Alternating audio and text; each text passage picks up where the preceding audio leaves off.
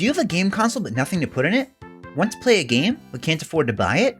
Even if you can afford a game, how many times have you bought one only to find out it was awful? Well, if you're watching this in the late 80s to 2000s, I've got some great news for you. Your local video rental store also offers video games. Wait, what do you mean no one's watching this in the 80s?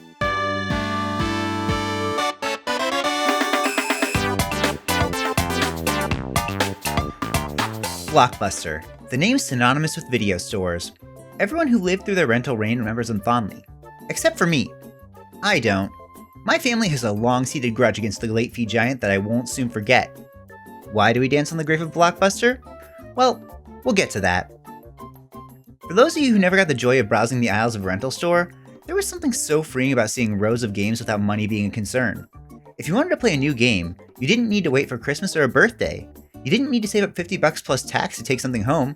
You just needed pocket change. These trips weren't rare, but they were saved for special occasions, such as a sleepover with friends. I'd go to the games section and we'd all deliberate over what we were going to spend that night playing. And no, Nick, we're not playing GoldenEye. My mom says I can't play games with guns in them. Why don't we try this game? It looks like Banjo-Kazooie, so I think she'll be fine with that. Another reason to visit the video store was a trip to Grandma's house. She lived just down the street from a family video, so trips to pick up a game over the weekend weren't uncommon. On the car ride to Grandma's house, I was reading about this new farming game called Harvest Moon: A Wonderful Life, and I had to play it. I begged Grandma to let me rent it, and she obliged. That's when I came face to face with the worst part of rentals. It was already rented out. Unfortunately, a video store can't keep unlimited copies of every game, and this was one that they only had a single copy of.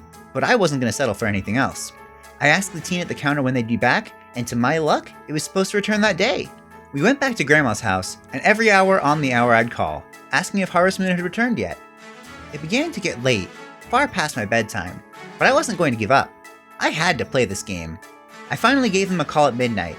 If it was due that day, maybe the renter had played it up to the very last second to get as much playtime out of that game as they could. To my delight, it was ready. We went in the dead of night to pick it up, and I spent the entire weekend gleefully farming. Nothing is worse than needing to return your game before you're done with it, though. I think it's time to tell the story of why my family despises Blockbuster so much. We had just rented Sonic Adventure 2, and I was absolutely in love with it. My sister and I spent the whole weekend switching between racing through levels and caring for the doughy little Chow, but when it was time to return the disc, we were heartbroken.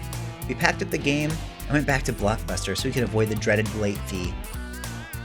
My mom handed the game back to the employee, and a look of confusion crossed the teen's face. "Why are you bringing this back after a few days? You rented it for the whole week." Surprised, my mom asked if we could have the game back so we could play it some more. The employee shot her a dirty look and told her she'd already checked it in, so no. This teen had deprived me of a whole week with Sonic and charged my mom for it. As a result, Blockbuster became a forbidden word in our household, and we took our business to the movie gallery down the street. One of the coolest bits of game rental that's been lost to time were the saves left behind from other players. Back before memory cards and console storage, saves were put right onto the game cartridge, meaning that you got to play with the player before you left off. This made renting a long RPG a risky endeavor. Your 20 hours into Final Fantasy III might be wiped before the next chance you get to rent it. On the flip side though, there's something fun about playing in a world lived in by a stranger before you. Whenever picking up a used game or a rental, I always like to explore a bit in the existing file before starting my own. The best part were the games with high scores though, since your scores were tracked for all players to see. It was like the Sisterhood of the Traveling Pants meets the high scoreboard at the bowling alley's Pac-Man machine. Every time I rented Yoshi's Story, I'd check to see if anyone had beaten my best scores on my favorite levels, and if they did, I'd reclaim those spots. I think my parents noticed how much I loved this game, because for my birthday, they bought me the exact game I'd spent the past year playing from the rental store. I still treasure this game, and the movie gallery stickers all over the back of it. As the world switched from cartridges and VHS tapes to discs and DVDs, games and movies became a lot more compact. Suddenly, there were these red boxes filled with movies appearing all over town. I wish I could remember what they were called though. Shortly after they were introduced, they added games to their roster, and it became easier than ever to rent games. Unfortunately, since the games went through a box and not a person, it made it a lot easier for folks to ruin it for everyone else. They would photocopy these games and replace them with paper discs. And after a few too many game night rentals were ruined by these counterfeiters, I stopped renting from these red boxes, and they've since stopped offering games altogether. After Blockbuster and Friends had gone extinct and the red box had stopped its rental support, it seemed like the end of game rental. But thankfully, Gamefly saved this niche.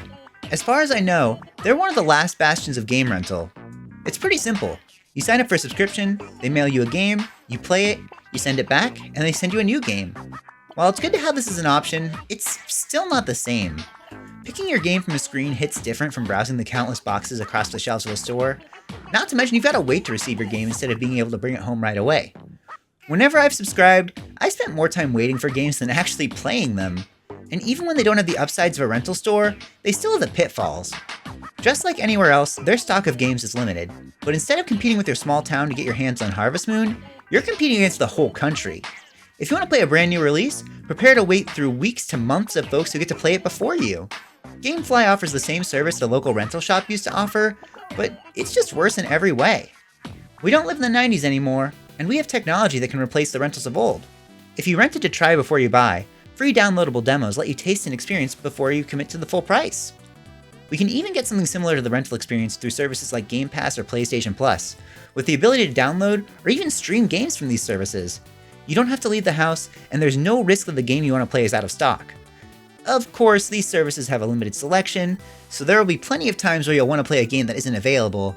Not to mention, there's no similar service for platforms like the Switch. Even Netflix, the modern method of movie rental, has stepped into games as well. Their take is a little different though.